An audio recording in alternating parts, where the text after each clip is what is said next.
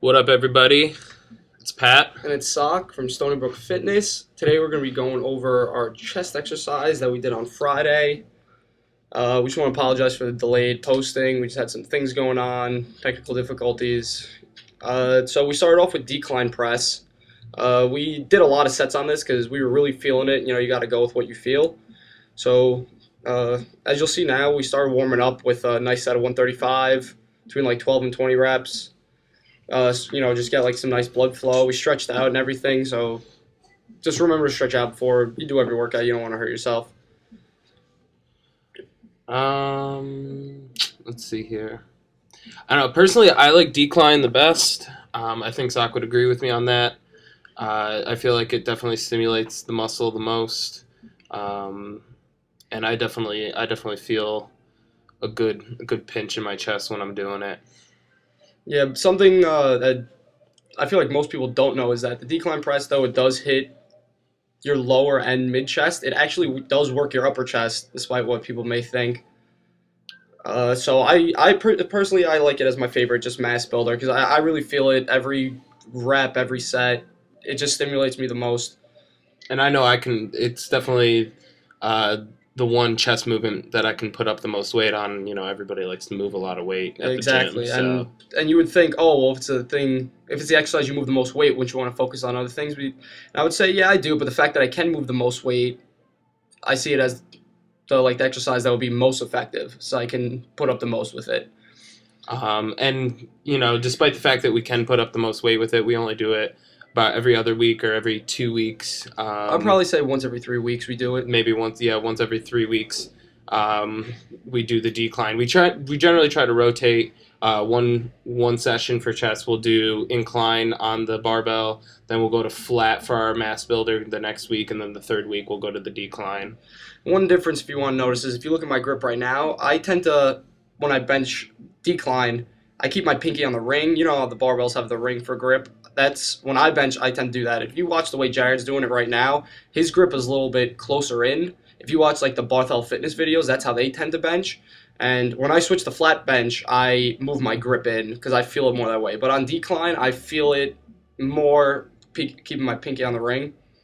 And now we move into the flat press. We did 4 sets of this.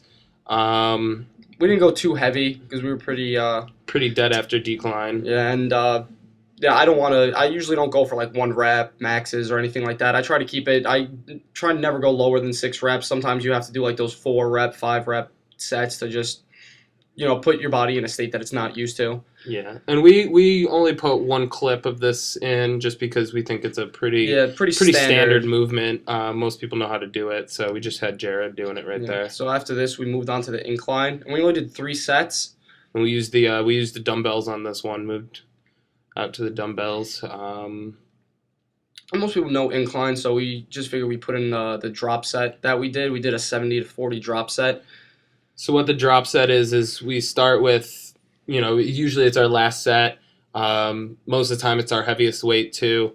What you'll do is you'll go in, here we're using 70s, push out as many reps as you possibly can, and then go straight into the 40s. And it's just made to try and get as much fatigue into the muscle and get as much out of it as possible. And here you'll see me switching into the 40s, and it's going to look like, I'm having a real difficult time moving it. And it's because he is. That's because I am, and it's... It just feels a lot heavier. If you've never done it, the second you do, you'll understand. Yeah, you're like, oh, I got so many reps on the 70s out, and then you switch to the 40s, and you're like, holy crap, this feels like 1,000 pounds.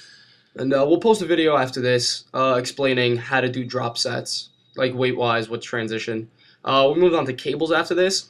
Now, the cables, they're like Nautilus plates, and they don't have a sign anywhere explaining how much each plate weighs, so we just, for the people who go to Stony Brook to the Sac gym, they can understand how many plates we were moving. Exactly. If you check my grip and my motion for this, you see when I bring it in, I turn my thumbs in. I just feel it better that way, but if you watch the way Pat's about to do it, you see he brings his palms in together. And you can either do a constant motion the way Pat does it, you'll feel it. I like to take a 1-second pause or a half-second pause when I get in, just get a squeeze and then bring it back. And make sure when you bring your arms back, you bend at the elbow to get a nice stretch out of it. Then we just finish with some body weight dips on it's actually the lower back. If you've ever seen these machines, most people tend to use it just to hit their lower back. They'll hang off with a weight. I like it for dips because the grip's wider, so I can kind of feel it more in my chest. And you try to push out your elbows so that you keep the focus on your chest and not switching over to your tris. Exactly. And you see now, when I start to fail, I throw my body weight up my legs and then do a slow control down, get the negative out of it. And that was pretty much our day. Yeah, so hope you enjoyed our first workout video. If you have any questions, tweet us, email us, comment, and we'll get back to you.